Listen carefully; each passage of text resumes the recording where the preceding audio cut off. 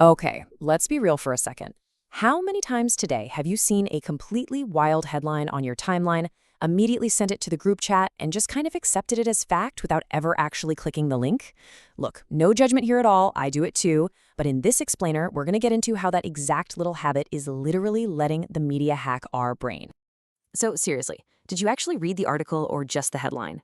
As someone who works in people ops, I see all the time how poor communication completely shapes our reality and creates all these unnecessary divides between us. So let me break this down using some absolutely incredible research by Deborah Adioya-Davids out of Rutgers University.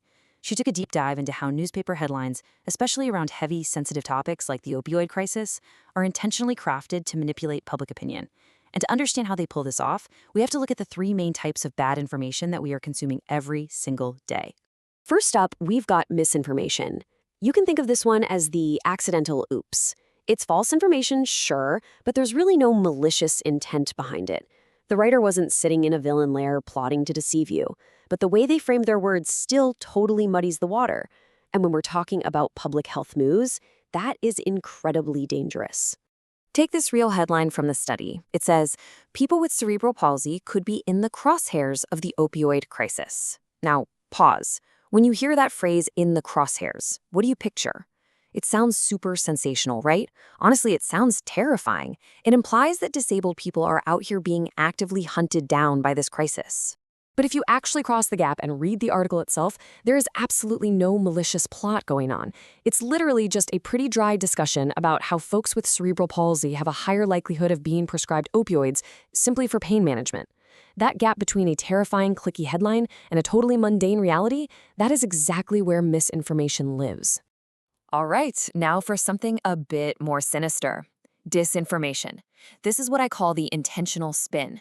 This is false info deliberately meant to manipulate you, cause damage, or misdirect your attention. They aren't making accidental oopsies here. They are intentionally leaving out key facts to paint a very specific, and usually very negative, picture for you. Just listen to how this one is framed. Buprenorphine use has risen in the US amid the opioid crisis, but not among the young. Okay, if you're just quickly scrolling past this on your phone, you'd probably think, oh, cool, young people aren't doing this drug as much. It really sounds like a simple, positive statistical decline in youth drug usage. Sounds like a win, right? But here is what they intentionally left out.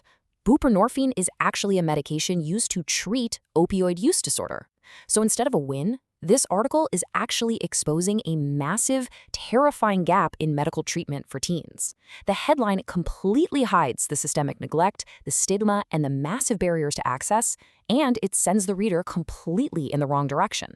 And our third category is malinformation. I like to call this one the exaggerated truth. This one is so sneaky because it actually starts with real facts and real data. But then it stretches them and strips away all the nuance until you're left with just pure, unadulterated panic. For instance, look at this. U.S. deaths due to fentanyl nearly quadrupled in 5 years. Now, obviously, we all know the fentanyl crisis is very real and absolutely devastating. But this specific framing is doing something incredibly manipulative with the data, basically just to guarantee your click. See, the headline screams that there's this generalized, nationwide fentanyl surge happening for everyone. But the actual article, it's talking about a highly specific teen trend involving multiple substances. We're talking meth, cocaine, heroin, and fentanyl. They took a really complex, multi-drug youth issue and weaponized it into a generalized fentanyl panic. True data, wildly exaggerated context. Which brings me to the absolute biggest takeaway of this explainer today. The manipulation usually doesn't live in outright blatant lies. As an artist, I think a lot about negative space, and here the manipulation lives in the gap, that literal physical space between a click-hungry headline and the factual, nuanced text underneath it. If you never take the time to cross that gap, you are just handing over the keys and letting them build your reality for you. And hey, this isn't just happening with health news either. Let's look at politics. Trump, White House pharmacy improperly provided drugs and misused funds, Pentagon report says. Now, regardless of where you stand politically, let's just look totally neutrally at the mechanics of how this headline bends the timeline. The headline completely isolates one specific administration, heavily implying direct misconduct by that White House. But the article text? It reveals the misconduct was actually committed by an independent military office, and the issues spanned across both the Obama and Trump eras. It isolates one Wuzzy name for emotional clicks, while the article outlines a much broader, systemic, multi-era issue. So, how do we actually protect our peace and our minds from this stuff? It comes down to critical information literacy. We have got to learn to spot the gap. Ask yourself, are they ignoring essential context? Are they taking a specific demographic and generalizing it?